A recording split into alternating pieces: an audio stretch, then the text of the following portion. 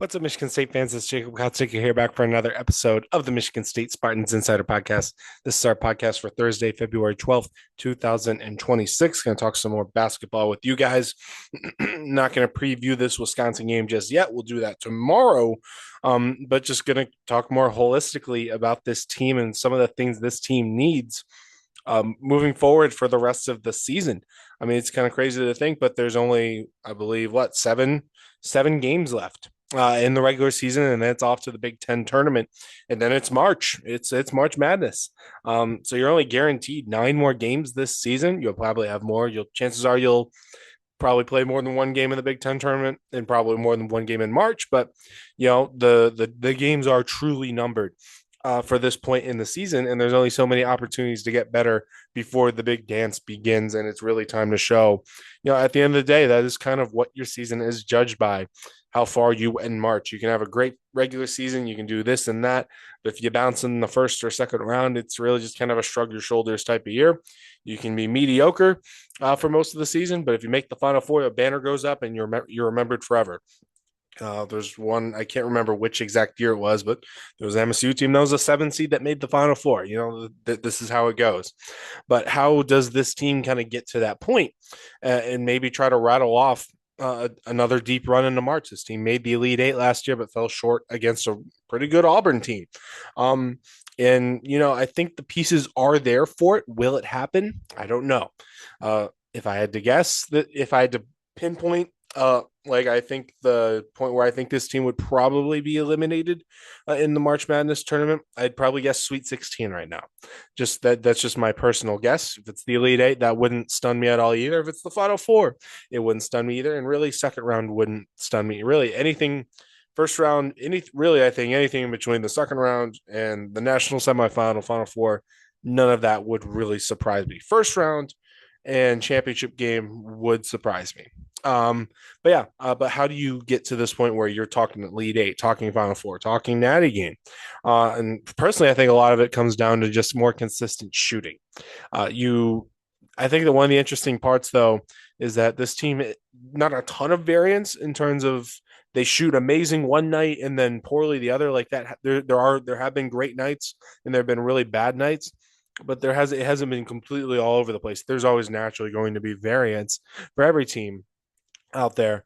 But what's interesting is the variance of where the shooting has come from. Because some nights Curtain is shooting really well. Sometimes it's Jordan Scott shooting really well. Fears might hit a couple. Kohler might hit a couple. You just don't know where the threes are coming from. And it's hard to, and they don't really know who to bank on to go hit the 3 pointers. Losing Ugachukwu was kind of a hit to that because he was shooting the three ball relatively well this season. He only took a couple a game, but he was shooting in the 40s from behind the 3 point arc. Jordan Scott has been shooting the three ball a lot better as the season has progressed. Is part of the reason why he's become so valuable to this team is he's shooting from beyond the arc better than he was earlier on in the year. I think he's at 33% for the whole season. But if you just go from January 1st on, I think he shot 40%. I think I checked that while I was sitting in Izzo's press conference on Wednesday, and you don't really think of him as a 40% 3 point shooter. I mean, he's not technically, but he's been making those threes during Big Ten play, and as the season has gone on. And of course, his defense has been fantastic as well. Again, I'd really like to see Kohler get back to hitting some more of those threes. He hit a good couple against Illinois. But he's still kind of just generally been in this shooting slump. And I really do hope that Illinois game is a positive sign for him moving forward. Again, it's really just supplemental scoring in general because so much is on Jeremy Fears' plate right now. And I just don't know if you can ask what they're asking out of him the rest of the way during this regular season in the Big Ten tournament, and then also ask him to carry such a big load during March. I mean, it's a legitimate concern. Can his body hold up right now? He played 41, 42 minutes in that Illinois game. He's not every game's going to go to overtime, but can Fears just play 35 minutes a game? Because that might be what they have to do now. Because with Ugachukwu out, like you have to give Wojcik some minutes, but you can only give Wojcik so many minutes because Wojcik doesn't really hold up over extended periods of time. He hasn't proven that. So that's why you get Fears playing 33 plus pretty much every single night. But that takes a serious toll on the body. Obviously, goes without saying there. So you just kind of have to cross your fingers because obviously if Fears goes down, pretty much the whole team is down because I don't know how you can see this team winning a whole lot of games against anyone without Fears on the court. Um, and so, yeah, you need other guys to lighten that load, allow him to get that breather. It starts with Wojcik being able to extend out, maybe give him 10 minutes a game without, keeping the boat above water without letting water get into the ship per se. Again, Scott continuing to get better on the offensive end would be great. You'd like to see more consistent offensive aggression from Cohen Carr. Some nights he's really aggressive and he becomes a serious scoring threat. Sometimes it doesn't feel like it as much. Again, Kohler, Cooper, just you need to see everyone beneath him just kind of elevate a little bit more. So you can have nights where you have 8 or 9 guys scoring at any given night, which just gives Fears just a little less to worry about. That is really one of the big things that concerns me is you just can't ask like Fears in that Illinois game. 26-15 is what it required for him to win that game by 3 points in overtime. Michigan game, 31-7, and they lost by what 11 or 12 at home. Like just because Fears is putting up these crazy stat lines doesn't necessarily mean it's a good thing. It's partially a sign that other guys aren't really doing their jobs as well as they should be. Again, Kohler, Cooper needs some scoring out of them. Bench guys, Cam Ward had a nice game against Illinois. But yeah, like this team is still very capable of making some noise. Like again, they proved to themselves. I think one of the big things about that Illinois game is they proved they could kind of take down one of the giants in this conference. The win hasn't aged tremendously because Illinois lost that home game to Wisconsin. Not to get the excuse train rolling, but it's a 2-day prep. They lost apparently Andres Stojakovic was out for that game, so I think Illinois was down to like a 6-man rotation.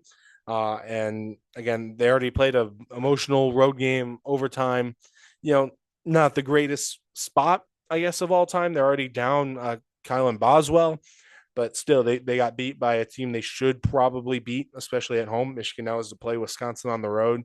Really, really difficult game for Friday. Again, we'll break that down a little bit further, going on in the future. But like that's Illinois is really, really good. When Illinois gets healthy, like when Boswell comes, I believe Boswell should be back in time for March once they get Stojakovic back. That's a really, really good team that I don't think anyone's going to want to play in March. They'll probably be a very, very, I don't know if they're on the 2 line now because of that loss to Wisconsin, but they're either going to be they're either going to be a pretty decent 2 seed or a very, very strong 3 seed. Again, that's a team that I'll probably have, and I'm almost certainly going to have in the second weekend in my bracket. I'm not going to commit to anything too much, but I might have Illinois in the Elite Eight or the Final Four. For all I know, we'll have to wait for the draw. But yeah, a very, very good team there. Again, Michigan State. I still think you're looking at this team as probably a 3 seed right now. That just seems where they are. You're not going to be a top 4 team. They're not going to be a 1 seed. 2 seed, you get the right wins. You get the right. If you say you beat Michigan, say you beat Purdue on the road, you could get up there if you're able to get enough wins in those other games. Like beating Wisconsin would be a nice quad 1 win, and just so forth and so forth. You win the games you're supposed to win. Like when you play Ohio State and UCLA at home after this Wisconsin game, you should win those games. Again, it's simple. You just keep winning games. Maybe you get to that 2 line. But personally, right now, you're probably looking at a 3 seed. Locations, I do know the most that I've seen at Buffalo or Philadelphia for the first round. Again, whatever the big part is what region you get, because I think you can go to Houston, DC, Chicago, or San Jose if you make the Sweet 16. That location matters a whole lot too, but we'll worry about the NCAA tournament draw once we get to it. But yeah, that kind of sums up some of my thoughts on what this team needs moving forward. Again, big game on Friday against Wisconsin. We'll break down, kind of do a quick preview of that day of the game for Friday morning. You can go check that out. But we'll be plenty of written content on Michigan State basketball, football, basketball, hockey, whatever is going on. You can get all of our written content as well at SpartanNation.com or at Michigan State Spartans on SI. Thank you, though, for listening, whether you're on Spotify, Apple Music, or any other streaming platform. Thank you very much. Once again, though, I'm Joe Quansica. I'll see you guys around.